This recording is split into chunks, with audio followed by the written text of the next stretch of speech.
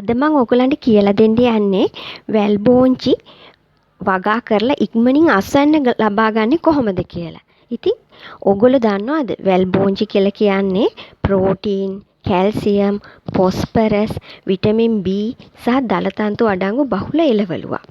ඉතින් වැල් බෝංචි වගාව සඳහා බිම් සැකසීම කළ යුත්තේ පහත ආකාරයටයි. සෙන්ටිමීටර් 30ක් පමණ ගැඹුරට පස පෙරලා හොඳින් කැට පොඩි කරගන්න ඕනේ. වතුර බැස යන ආකාරයට උස් පාති සාදා ගන්නත් ඕනේ. භෝගයට අදාළ පරතරයට සකසාගත් වලවල් වලට හොඳින් දි รา පත් වෙච්ච කාබනික පොහොර දෝත් 2-3ක් එකර පස සමග මිශ්‍ර කරන්න ඕනේ. මේවා සිටවිය යුත්තේ පේලිය අතර සෙන්ටිමීටර් 50ක් පමණද පේලිය තුල පැල අතර පරතරය සෙන්ටිමීටර් 40ක් පමණ වන ආකාරයටයි. එක් වලක බීජ 2ක් පමණක් සිටවා ගත යුතුය. කාබනික පොහොර වගාවන් සඳහා යෝග්‍ය වන නමුත් ඔබ මහා පරිමාණයෙන් වගා කිරීමට අදහස් කරලා තියෙනවා නම් හෝ රසායනික බෙහෙත් යෙදීමට අදහස් කර තිබෙනවා නම් ඔබ මේ ආකාරයට කටයුතු කරන්න ඕනේ. මූලික පොහොර වශයෙන් බීජ සිටුවීමට දින 2 හෝ 3කට පෙර සකසාගත් වලවල් වලට මිශ්‍ර කරන්න ඕනේ.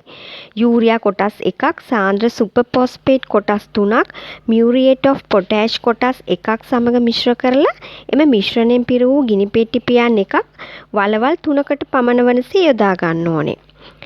මතු පිට පොහොර යොදන්නේ බීජ සිටුවා සති 3කින් සහ සති 5කින් යොදන්න ඕනේ.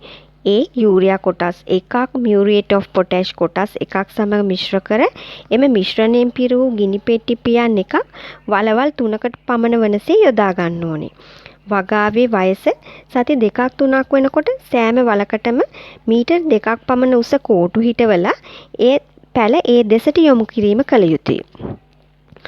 ඔබට දින 60කින් පමණ පළමු අස්වැන්න නෙලා ගැනීමට හැකියි. ඉතින් ඔබත් වැල් බෝංචි වගා කරලා ඔබේ පවුලට ආර්ථික දියුණුවක් ලබා ගැනීමට මෙන්ම එදිනෙදා කෑම වේලට එක් කර ගැනීමටත් ඔබට අවස්ථාව සැලසෙනවා. ඉතින් මේ වීඩියෝ එකට ඔබ කැමති නම් මගේ වීඩියෝස් වලට සබ්ස්ක්‍රයිබ් කරන්න.